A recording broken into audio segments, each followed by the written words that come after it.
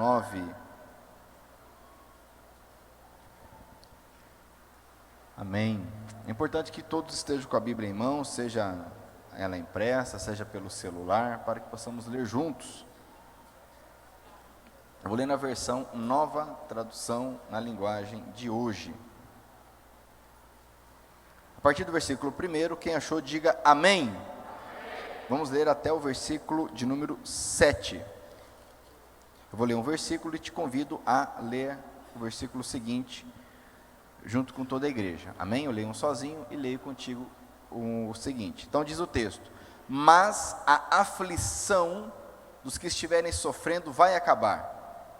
No passado, Deus humilhou a terra das tribos de Zebulon e de Naftali, mas no futuro Ele tornará famosa essa região, que vai desde o mar Mediterrâneo até a terra que fica no lado leste do rio Jordão, isto é, a Galileia dos pagãos. Leia bem forte.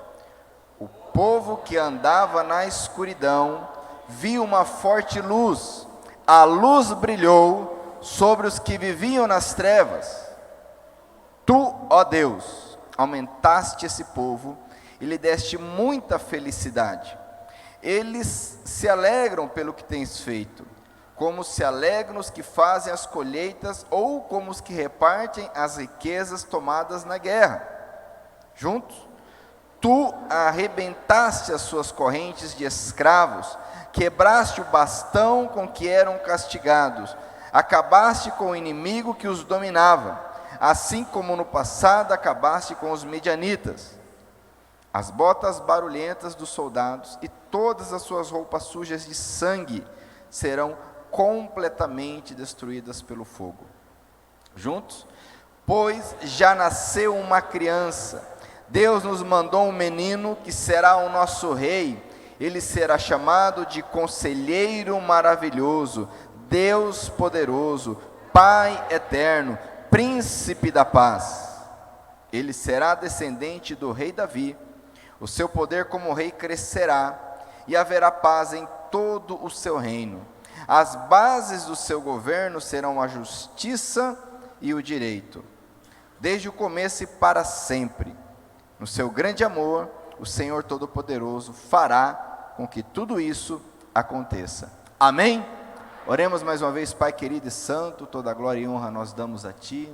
Obrigado, Senhor, pela Tua presença neste local. Obrigado, Senhor, porque Teu Espírito Santo está nos conduzindo, eu creio, e peço que assim continue, para que pela Tua graça e misericórdia haja salvação, haja cura, haja libertação, ó Pai, conforme nós ouvimos, obedecemos, conforme nós vamos compreendendo a Tua verdade. Eu oro, nós oramos gratos a Ti, ó Pai, em nome do Senhor Jesus. Amém?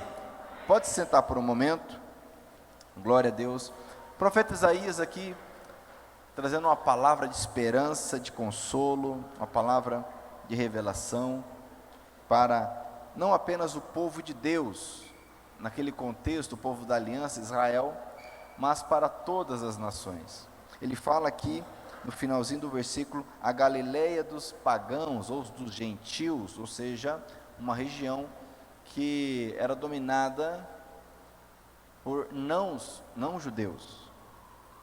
Eu quero meditar porque estamos no período agora, aí aguardando o Natal, momento que nós trazemos à memória o nascimento, a primeira vinda do Senhor Jesus. Precisamos entender a pessoa de Cristo, isso é fundamental. Há duas perguntas que todo homem precisa responder, ok? A primeira delas é: quem é Cristo para você?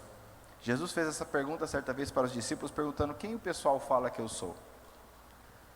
E eles trouxeram ali algumas respostas, e ele perguntou: e vocês? Quem vocês pensam que eu sou? Essa pergunta é crucial para todos nós. Quem é Jesus para você? Nesse período que estamos rememorando a primeira vinda do Senhor, precisamos entender que Jesus, ele não teve início quando do seu nascimento, através de Maria, conforme a Bíblia diz que foi concebido pelo Espírito Santo, com esse milagre tão maravilhoso. O Senhor Jesus Cristo, ele é Deus, e como Deus ele sempre existiu, Conforme João escreve no capítulo 1, no princípio era a palavra, e a palavra é Deus, e através da palavra tudo foi criado. E no versículo 14 diz: a palavra se fez carne e habitou, morou entre nós. E vimos a sua glória, a glória como do unigênito do Pai. Precisamos ter esse entendimento claro, porque muitos entendem que Jesus ele surge na história quando ele nasce. Ele sempre existiu. O que aconteceu foi a sua transformação em carne. Ele decidiu vir e ser como um de nós, conforme Paulo escreve aos Filipenses. Ele se despiu da sua glória, viveu como servo. Amém? Glória a Deus.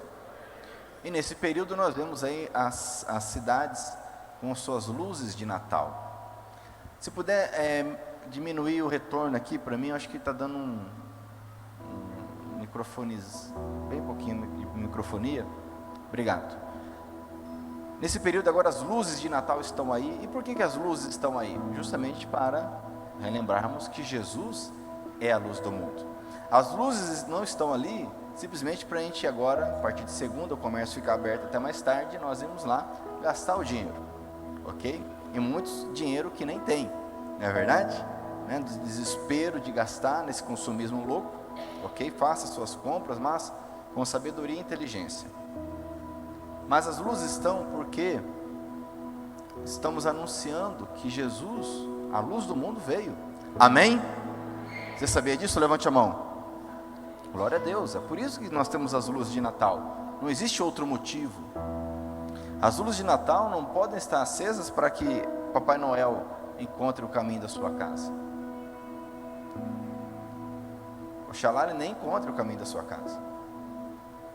Nesse período, infelizmente, muitas crianças estão sendo orientadas a, em vez de pedir a Deus, em vez de pedir a Jesus, que é o dono da festa, aquele que veio, estão escrevendo, estão orando, estão pedindo a Noel.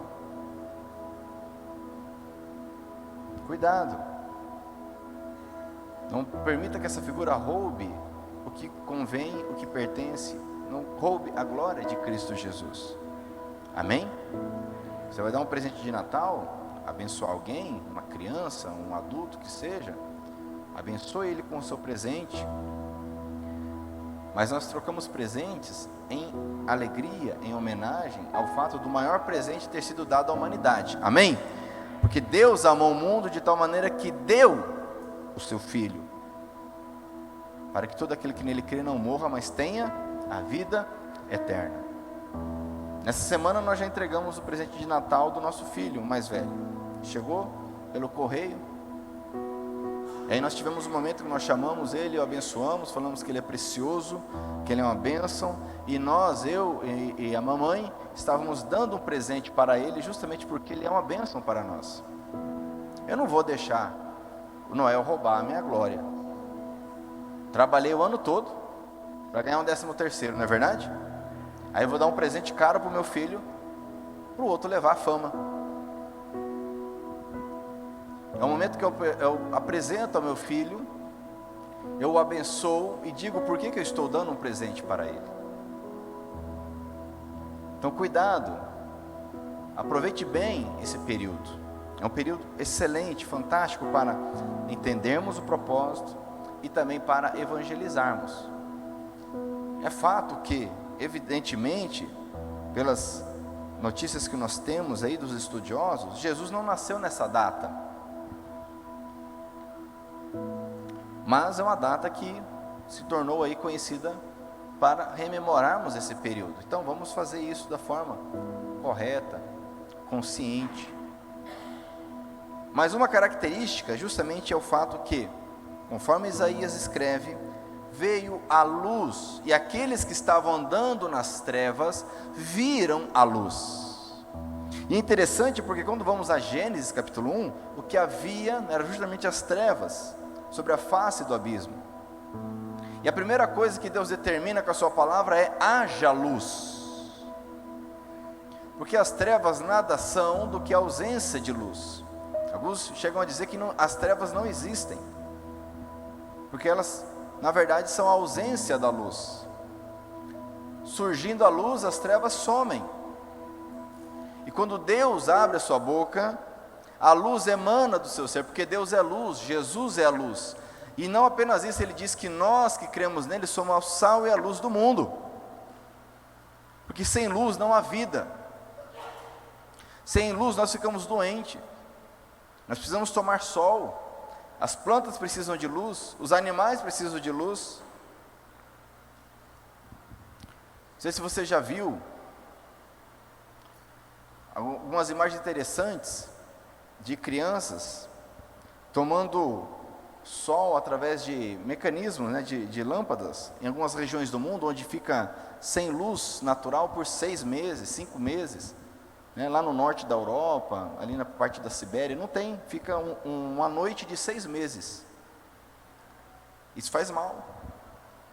Nós precisamos da luz, a luz gera vida. Jesus é a luz do mundo, e Ele quer brilhar essa luz em nós, amém? Mas vamos aqui entender, porque antes de voltar para Isaías 9, eu gostaria que você abrisse em Mateus capítulo 4, onde justamente o evangelista vai nos dizer que em Jesus se cumpre o que está lá em Isaías capítulo 9. Versículo 12 do capítulo 4, aqui na sequência você vai perceber que Jesus foi batizado, ele foi tentado no deserto, ele volta do deserto, e no versículo 12 diz: quando Jesus soube que João, no caso João Batista, que era primo dele, tinha sido preso, foi para a região da Galileia, não ficou em Nazaré.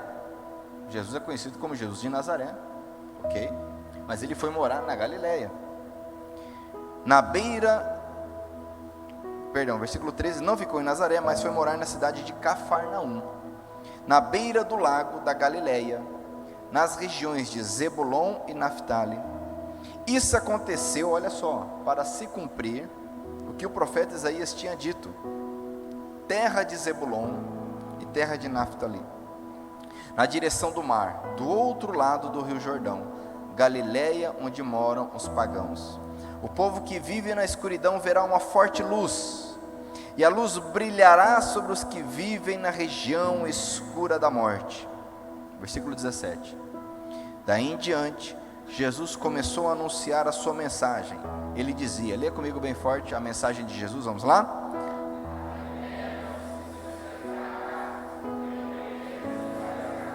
Vamos ler de novo bem forte, com fé e convicção, vamos lá?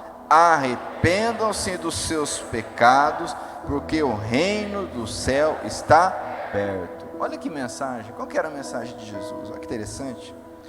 Num período onde nós vemos tantas heresias, tanta confusão, tantos argumentos, tantas falácias, sofismas,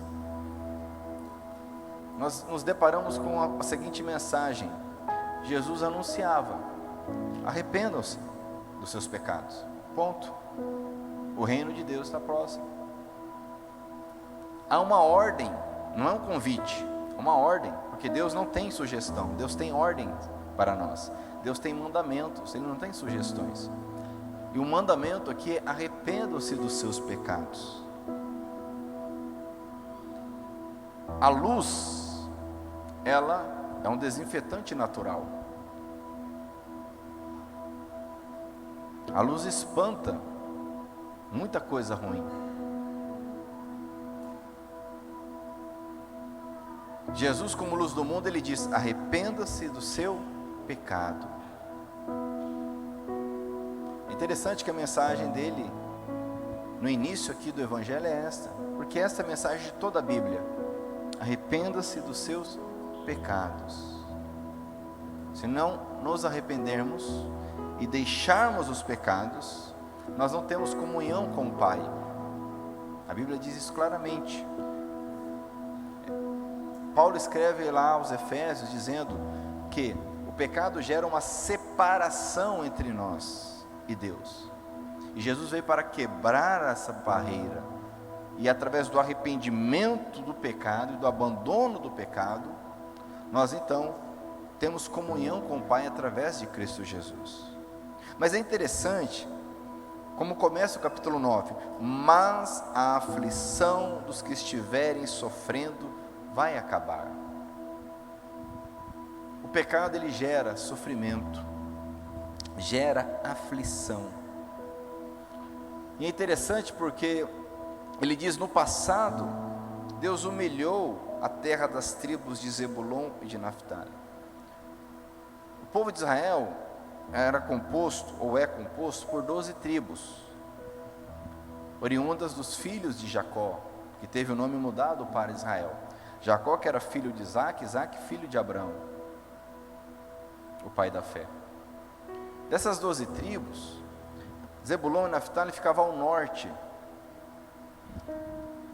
E quando houve a divisão do povo por conta da rebeldia, da teimosia, a região norte, que era o reino de Israel, se desviou e caiu na idolatria. E uma das consequências foi que a Assíria invadiu aquela terra e levou o povo embora. E no lugar colocou povos estrangeiros. Então aquela região ficou sendo habitada justamente por povos que não eram de Israel. Por isso que ele diz a Galileia dos pagãos. Você já ouviu falar do mar da Galileia? Que também, dependendo da versão da sua Bíblia, mar de Genezaré. Fica ao norte. Vai pegar o mapa, que na verdade não é um mar. Galileia, né, tem o nome de mar da Galileia, mas geograficamente não é um mar, é um grande lago, muito grande. Ficava ao norte, e ali sempre foi uma região desprezada. Jerusalém, o local do templo, o local de adoração a Deus, ficava ao sul. Mas Isaías está dizendo: nada disso fará diferença quando Deus enviar a luz. Mesmo nas regiões desprezadas, mesmo para aqueles que estão, a princípio, aparentemente longe, a luz brilhará. Amém? E é interessante que Jesus faz questão de ir morar em Cafarnaum, para cumprir essa profecia. E lá na Galileia ele começa a pregar. E lá na Galileia a luz começa a brilhar de uma forma nunca vista antes. E essa luz chegou até nós, aqui em Nova Andradina, 2022. Em meio às trevas, em meio às dificuldades, em meio às lutas, em meio à falta de compreensão, a luz continua a brilhar para todo aquele que está disposto a recebê-la. Amém? Olha que interessante o versículo 2: o povo que andava na escuridão viu uma forte luz. A luz brilhou. E qual a consequência dessa luz brilhar? É interessante, e eu quero meditar contigo sobre isso. A luz brilhou, Jesus veio, e o povo viu a luz. Mas a questão é: e daí? E agora? Já viu aquela expressão, o sol nasce para todos? Quem já viu essa expressão? Jesus brilha para todos, a luz veio para todos.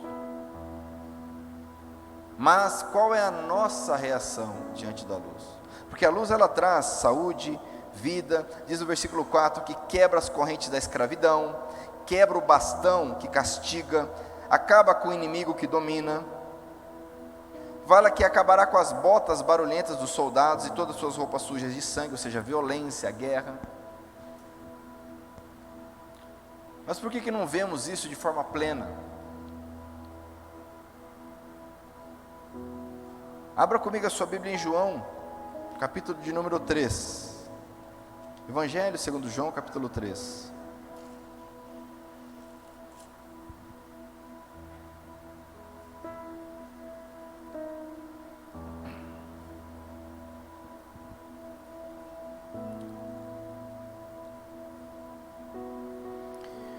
No capítulo 3 de João, nós temos o versículo 16, que é o versículo de ouro da Bíblia, é o resumo do Evangelho. Se você ainda não tem de memória esse versículo ainda, te aconselho a memorizar esse versículo. João capítulo 3,16 resume a mensagem do Evangelho. Logicamente, não basta conhecer e memorizar João 3,16, mas ele é o resumo, é a súmula. Diz aqui: porque Deus amou o mundo tanto, que deu o seu único Filho para que todo aquele que nele crê não morra, mas tenha a vida eterna. Amém? Glória a Deus. Mas vamos continuar o texto. Diz o texto: pois Deus mandou o seu Filho para salvar o mundo e não para julgá-lo. E alguns dizem, está vendo? Jesus não veio julgar. Você está me julgando. Jesus não veio julgar. E muitas vezes com um sofisma, ou seja, com um argumento que parece verdade, nós ficamos às vezes constrangidos de dizer, isto é pecado.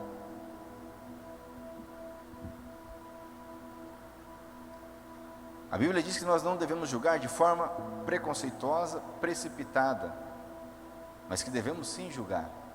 A Bíblia diz que as más companhias corrompem os bons costumes. Ora, como é que eu sei que alguém é má companhia para mim? Eu preciso emitir um juízo de valor, sim ou não?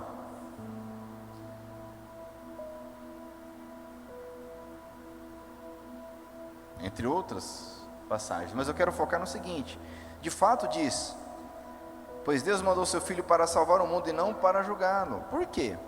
Vamos ver o versículo seguinte: aquele que crê no Filho não é julgado, veja bem, mas quem não crê já está julgado, porque não crê no Filho único de Deus. Por que Jesus não veio julgar? Porque o mundo já está julgado, amados. O juízo já está sobre o mundo.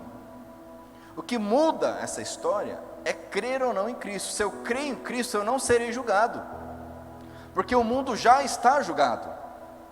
Então vamos ler o contexto. Diz aqui, aquele que crê no Filho, ou melhor, 17, porque Deus mandou seu Filho para salvar o mundo e não para julgá-lo. Ok, não no sentido, Jesus não vai julgar ninguém, não, é porque o julgamento já foi feito.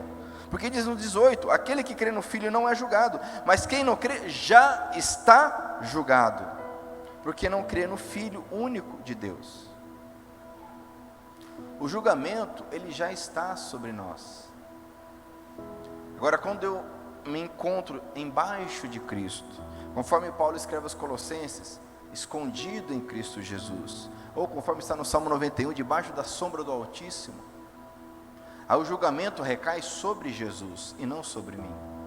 Por isso que ele foi crucificado, por isso que ele foi moído por nossas transgressões. O castigo que nos traz a paz estava sobre ele, conforme Isaías escreve. O julgamento, ele existe, ele é direto, ele é objetivo, e não haverá argumento diante de Deus. Todos esses argumentos humanistas, lindos, maravilhosos, racionais e lógicos, sofisticados, que não têm levado o mundo a lugar nenhum, a não ser a mais guerra, a mais vício, a mais promiscuidade, a mais rebeldia, a mais egoísmo, a mais suicídio, a mais doenças mentais. Porque o que nós temos visto crescer, apesar de todos esses argumentos, todo acesso à tecnologia, toda a liberdade, nós não temos visto melhora.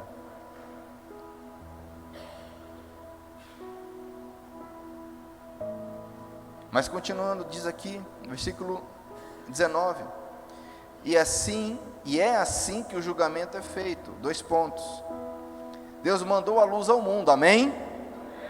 Mas veja o que está escrito: mas as pessoas preferiram a escuridão, porque fazem o que é mal. Essa é a questão. Deus enviou a luz, e a luz veio, brilhou entre nós, e continua a brilhar. Mas a questão é, eu prefiro a luz, ou prefiro as trevas? Lembrando que eu não preciso correr para as trevas, basta que não haja luz, porque as trevas são simples ausência de luz. E a luz, ela expõe. A luz, ela traz à tona coisas que nós não vemos na penumbra ou na escuridão.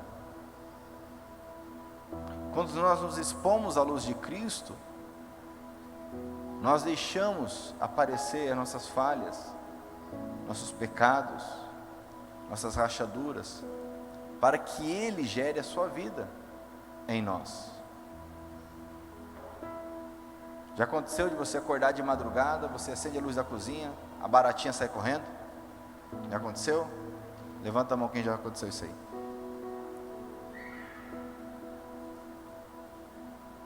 Acende a luz, ó. Não é?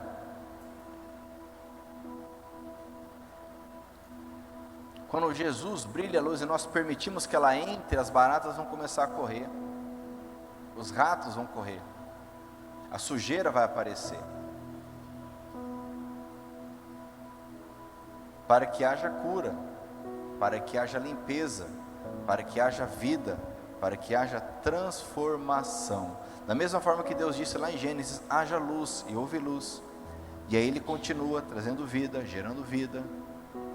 Eu preciso permitir que essa luz brilhe em mim. Diz aqui, preferiram a escuridão porque fazem o que é mal. Versículo 20, pois todos que fazem o mal odeiam a luz e fogem dela, para que ninguém veja as coisas más que eles fazem.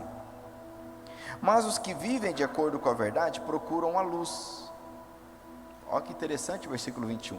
Os que vivem de acordo com a verdade procuram a luz. Diga assim, procuram. Perceba que é uma atitude, é uma proatividade. Eu preciso ir à luz, eu preciso procurar a luz, porque a luz já veio, amém? Ela já veio, o que Jesus precisava fazer, Ele fez.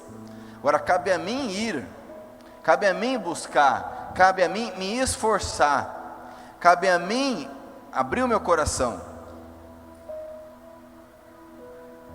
Diz o texto 21, mas os que vivem de acordo com a verdade procuram a luz, a fim de que possa ser visto claramente que as suas ações são feitas de acordo com a vontade de Deus. Porque se for mostrado que não são feitas de acordo com a vontade de Deus, nós temos a oportunidade de nos arrependermos e mudarmos o caminho da nossa vida. Porque Deus corrige a quem ama, assim como o Pai corrige seus filhos. Amém? Jesus veio ao mundo, a luz veio ao mundo. Essa semana eu já tive a oportunidade de ir com os meus filhos ver as luzes de Natal, muito bonito, muito agradável. Eu tive essa oportunidade, aproveitei. Filho, você sabe por que a cidade está cheia de luzes? E ele já sabia, falou, porque Jesus é a luz, Jesus veio, está chegando o Natal, exatamente. Mas nós precisamos aceitar essa luz, permitir que ela transforme nossas vidas.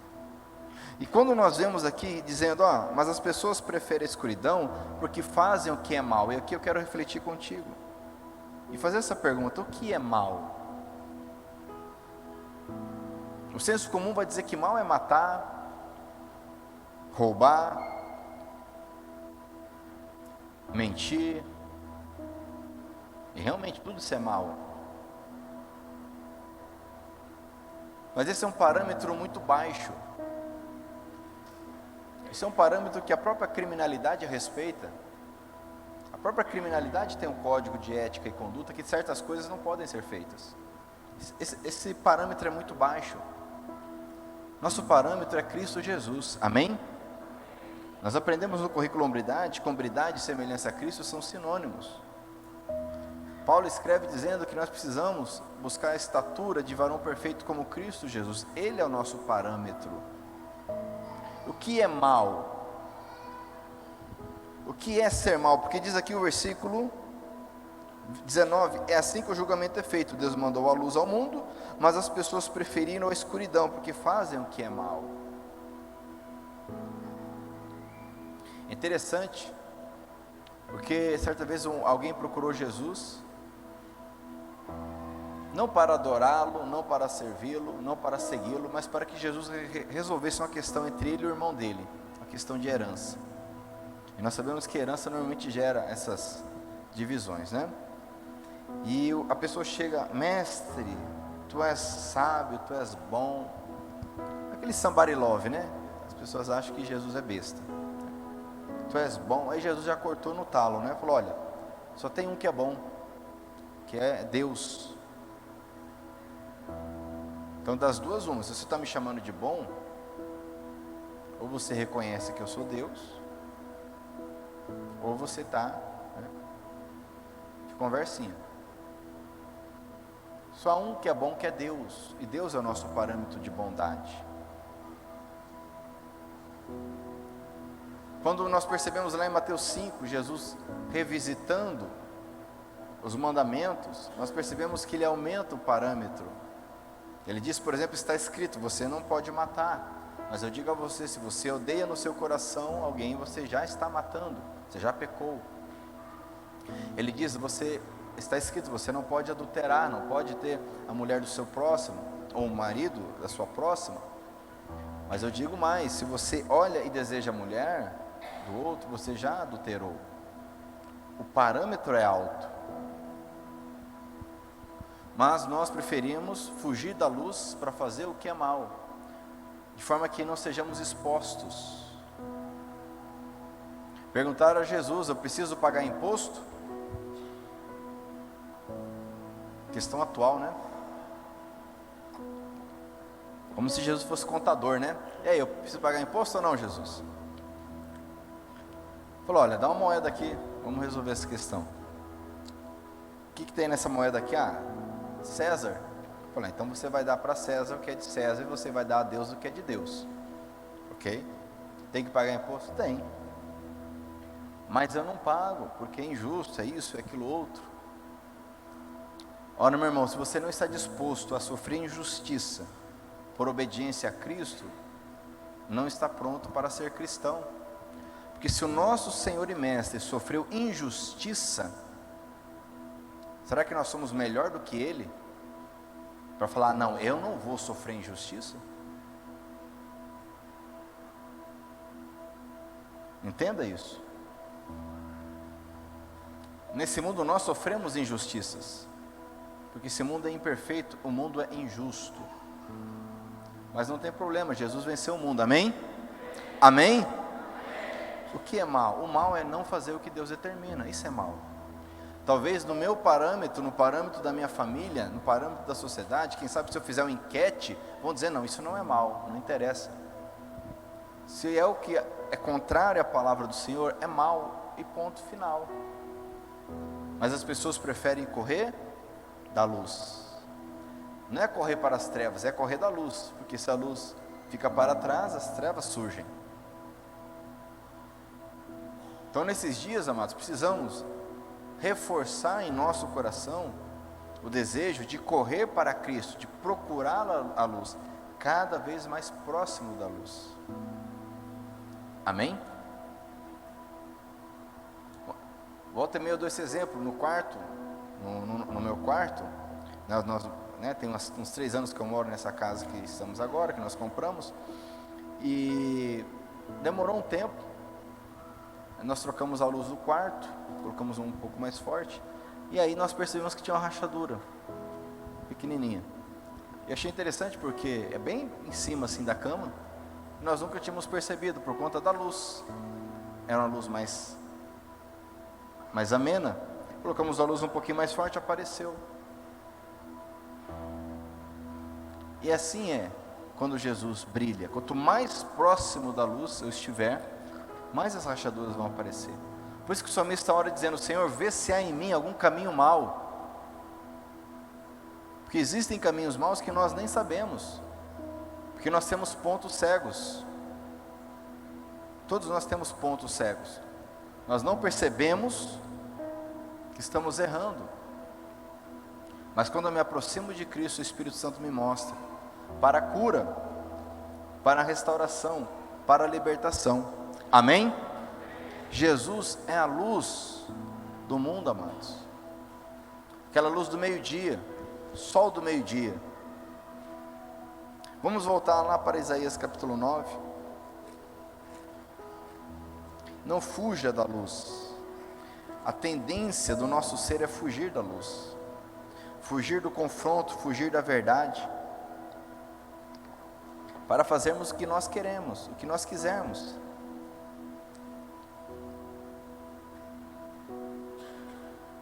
Versículo 6 diz assim, Isaías 9, versículo 6. Pois já nasceu uma criança, Deus nos mandou um menino que será o nosso rei. Vamos ver aqui alguns atributos do Senhor Jesus. Primeiro de todos, ele será nosso rei. E rei no contexto absolutista, não é o rei que existe hoje aí em algumas monarquias. Por exemplo, o rei da Inglaterra, Charles. Ele é rei, mas não manda nada. Essa é a verdade. Quem manda é o parlamento. Ele vive lá na mordomia dele, tem os seus compromissos oficiais, mas não manda nada. Quem manda é o parlamento. Quando diz que Jesus é o rei absoluto. Ele manda. Ele determina. Ele dá a vida, ele dá a morte. Ele faz cumprir as leis. Ele gera as leis, ele julga. Nasceu um menino e ele é o nosso rei. Lembra da pergunta do início? Quem é Cristo para você? Esse período é interessante porque muitos veem Jesus como um menino, um bebê, lá na manjedoura. Deixa eu contar um segredo para você. Jesus já cresceu, amém? Fala para o teu irmão assim, Jesus já cresceu, meu irmão. Que é um ciclo, né? Agora a gente lembra de Jesus bebê. Daqui a pouco a gente vai lembrar de Jesus na paixão, né? Sofrendo, sendo crucificado. Ele ressuscita e acabou. Aí só o Natal de novo, né? Jesus, ele é nosso rei, ele já cresceu. Não é mais menino. Ele viveu, se entregou por nós, venceu a morte, ressuscitou, ascendeu aos céus e está sentado ao lado direito do Pai, de onde virá para julgar as nações. E da mesma forma que ele subiu, ele voltará. Mas ele é rei, diga rei. Entregue a sua vida ao Senhor, permita que ele seja seu rei. E esse rei, diz aqui, é um conselheiro maravilhoso. Com tantas vozes que nós ouvimos, com tantas opções, com tantas situações, o Senhor provê para nós conselho, sabedoria. A Bíblia diz: se alguém tem falta de sabedoria, peça a Deus, e Ele dará. Conselheiro, permita que Deus seja o seu conselheiro. Há mandamentos claros na Bíblia para nós, nós precisamos obedecer, mas há situações que muitas vezes não estão tão claras. É uma questão sua, uma questão particular, uma decisão que cabe a você. E você precisa clamar a Deus, ouvir a voz do Senhor. Um conselheiro maravilhoso, Deus poderoso, aleluia. Jesus não é um rebelde que apareceu, como muitos pintam. Esse tempo atrás de política, essa coisa toda, né? Eu vi algumas vezes, porque Jesus era socialista, Jesus era comunista, porque Jesus se levantou contra o governo. Eu falei, cara, qual Jesus é esse aí que eu não conheço? Me apresenta ele. Jesus não veio mudar o sistema de governo do mundo. Ele veio, o Império Romano continuou. O sistema desse mundo é governado por Satanás, porque o homem deu autoridade a Satanás, porque toda autoridade foi dada ao homem, e o homem entregou a Satanás. O sistema desse mundo é caído, é corrompido, não há sistema perfeito. Alguns são menos piores que outros. O melhor sistema é o bíblico, é a ditadura de Deus, quando o Senhor Jesus reinar de forma absoluta, e só Ele pode fazer isso, porque Ele é perfeito, só Ele. Mas o fato é que Ele é Deus poderoso, não foi um rebelde, alguém que apareceu e conseguiram matar, não. Jesus é o Deus Todo-Poderoso, amém? Pai eterno, ou, conforme diz outras versões que eu prefiro, Pai da eternidade, porque através de Cristo Jesus, nós temos acesso à eternidade junto do Pai. Pai da eternidade, príncipe da paz. Amém? O que Deus tem para nós através de Cristo Jesus é um conselheiro. Ore a Deus, ore ao Senhor, peça direção a Deus. Eu te pergunto, você tem orado? Agora é um período onde muitos começam a fazer planos para 2023. Alguns já até abandonaram 2022, né? Larga a mão, né? O Brasil até saiu da Copa já, não vira mais nada, vamos empurrar com a barriga, né? Esses diazinhos que falta aí, o negócio é 2023. Meu irmão, Deus tem muita coisa para fazer nesse ano na tua vida. Que amenzinho sem vergonha, hein? Meu irmão, Deus tem muita coisa para fazer na tua vida em 2022, amém? Deus não está limitado a calendário, amados. Oi.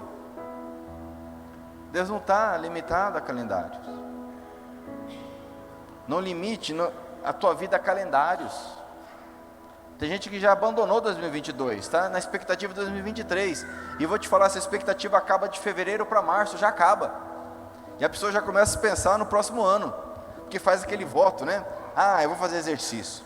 Vou emagrecer. Eu vou ler a Bíblia. Eu vou estudar mais. Eu vou trabalhar. Aí vem janeiro. Janeiro é festa, é férias, né? Aí vem fevereiro, começa. Aí não dá muito certo, né? Não funciona muito bem. Porque não é num passe de mágica. Chega março, abril, leitura bíblica já foi, né? Já não está estudando, né? Não emagreceu, engordou, na verdade, né? O exercício que fazia até parou, né? Meu irmão, não limite Deus pelo calendário. Deus tem muito para nós. Peça conselho. Muitos estão fazendo planos para 2023, mas nem oraram, nem perguntaram, não consultaram o Senhor, dizendo: Senhor, qual é o melhor para mim?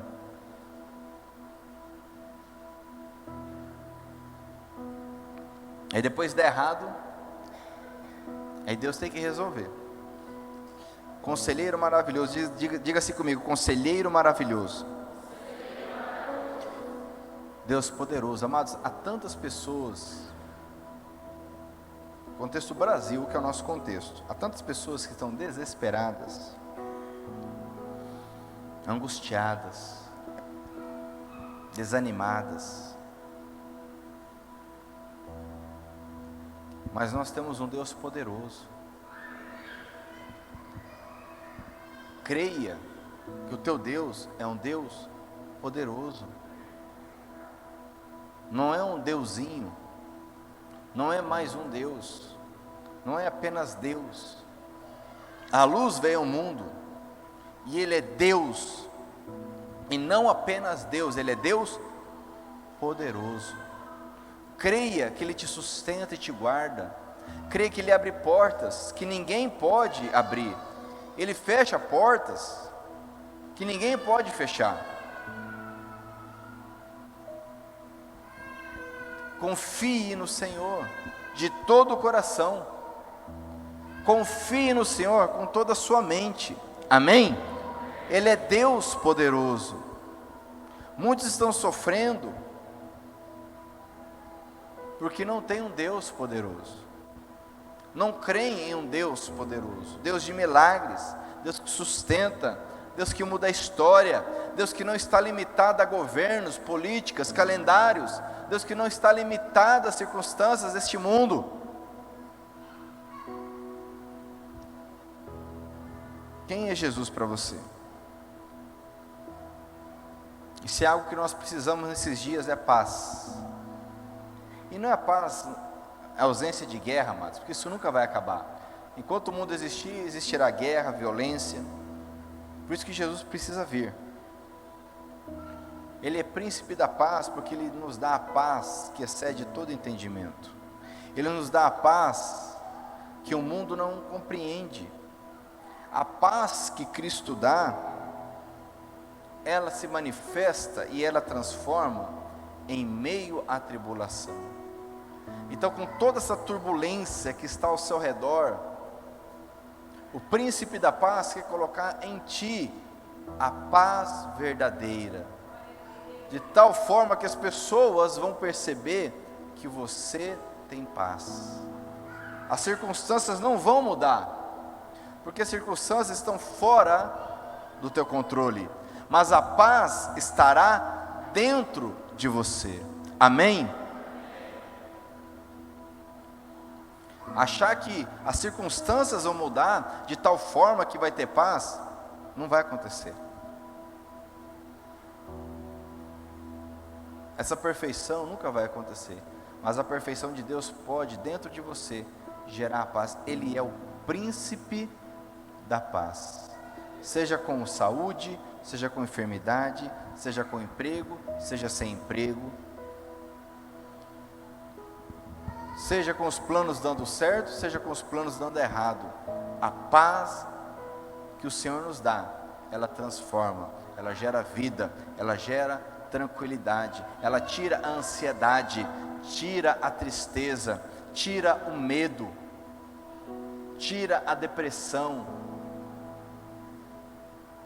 Essa é a luz que quer penetrar em nós, essa luz que veio ao mundo, e muitas vezes nós nos afastamos da luz. A luz, ela é muito forte, ela incomoda. Não sei se você já ficou em um ambiente, quando você sai, incomoda a luz, não é? Você tem que ficar um tempo ali, para poder abrir bem os olhos, porque a luz, ela incomoda, até nos habituarmos a ela. É quando nos habituamos, quão agradável é estar em plena luz do dia. Eu quero orar contigo, meu irmão, minha irmã, nessa noite. Em nome de Jesus, que você entenda o período que nós estamos vivendo, um período de oportunidades. E por que é um período de oportunidades? Porque as coisas melhoraram? Não. É um período de oportunidades porque Deus continua sendo o mesmo. Amém? Deus não mudou. Deus não está mais fraco. Deus não está mais velho. Deus não está mais cansado, porque Deus não muda. Deus diz lá em Malaquias, e nós estudamos Malaquias esses dias, porque eu, Senhor teu Deus, não mudo. Por causa disso é que você ainda está de pé. Nós estamos mais velhos, nós estamos mais cansados, nós estamos mais fracos, mas Deus não muda. Ele pode nos renovar. Amém? Glória a Deus. Quero te convidar a se colocar em pé para orarmos então, com base nessa palavra. Glória a Deus.